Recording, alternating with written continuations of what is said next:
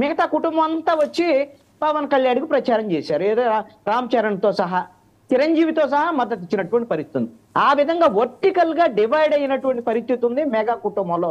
ఒకటి అల్లు అరవింద్ కుటుంబము, అదే విధంగా అల్లు అర్జున్, ఇంకొకటి చిరంజీవి పవన్ కళ్యాణ్ కుటుంబం. అది అంతర్గతంగా ఉంటాయండి, విభేదాలు ప్రతి కుటుంబాల్లో ఉంటాయండి. ఎందుకు వచ్చిందనేటువంటి విషయాన్ని సింపుల్ గా చెప్తాను ఈ మాట నేను.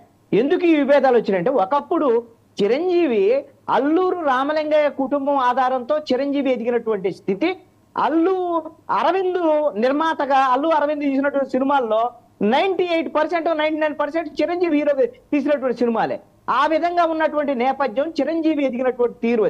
ఆ తర్వాత ఎవరైతే చిరంజీవి ద్వారాగా వచ్చినటువంటి వాళ్ళు ఉన్నారో, రామ్ చరణ్, పవన్ కళ్యాణ్, అదే విధంగా సాయి ధరమ్ తేజ్, వీళ్ళందరూ కూడా ఈ రోజున అల్లు అరవింద్ యొక్క పెత్తనాన్ని వీళ్ళు అంగీకరించేటువంటి పరిస్థితి లేదు. వద్దు, నువ్వు చిరంజీవి అల్లు అరవింద్ పెత్తనాన్ని ఒప్పుకోవద్దు అని.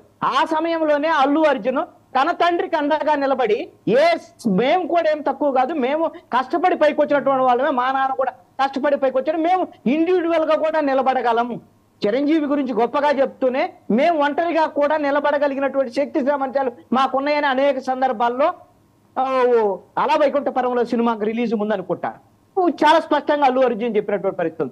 ఈ రోజున మెగా కుటుంబంలో స్పష్టమైనటువంటి విభేదాలు ఉన్నాయి.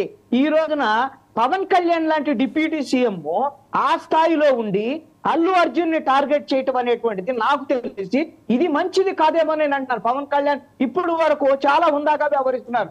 మీకు వాళ్ళ రాజకీయ ప్రత్యర్థి అయినటువంటి జగన్మోహన్ రెడ్డి విషయంలోనే చాలా హుందాగా, అసలు ఏ విధమైనటువంటి వ్యాఖ్యలు లేకుండా మీరు కూడా వ్యాఖ్యలు చేయొద్దని వాళ్ళ కార్యకర్తలకి, నాయకులకి చెబుతూ మనము బాధ్యతగా ఉండాలి, 164 సీట్లు ఇచ్చారు ప్రజలు, మనం మంచి పాలన అందించాలని చెబుతూ ఈ రోజున ఏదో ఒక అవకాశం దొరికింది, ఆయన ఫారెస్ట్ మినిస్టర్ కాబట్టి రెడ్ శాండిల్ కి సంబంధించినటువంటి అంశాన్ని మీరు చెప్పొచ్చు, అద్భుతంగా రెడ్ శాండిల్ కి సంబంధించినటువంటి విషయాన్ని మేము అదుపు చేయడానికి చేస్తాం, ఆ విధంగా గతంలో వచ్చినటువంటి సినిమాలు వచ్చేటువంటి విధంగా చేస్తాము, ఏమో చెప్తే కరెక్ట్ గా ఉంటది. ఖచ్చితంగా అల్లు అర్జున్ ని టార్గెట్ చేశారు పవన్ కళ్యాణ్.